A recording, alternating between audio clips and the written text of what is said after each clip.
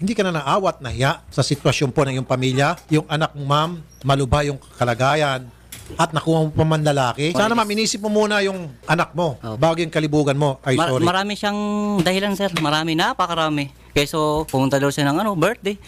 Punta ng despedida. Mas inuuna niya pa yung mga gala-gala niya kaysa sa pamilya niya. Nagganito ako kasi alam niya ng asawa ko kung bakit. No? Bakit po, ma'am? Yung kahit magkasama na kami sa bahay.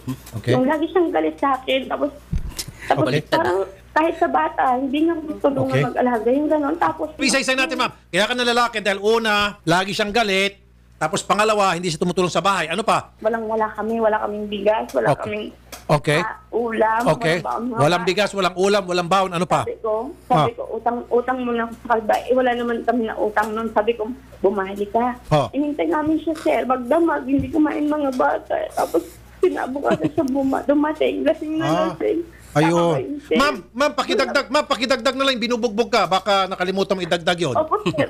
Nananakit siya, tama? Opo, sir. Sabi ko Tinatadyakan ako niya. Tinatadyakan, sinisipa, binabatukan. Nakikita yan ng anak ko. sir. Nakikita ng anak?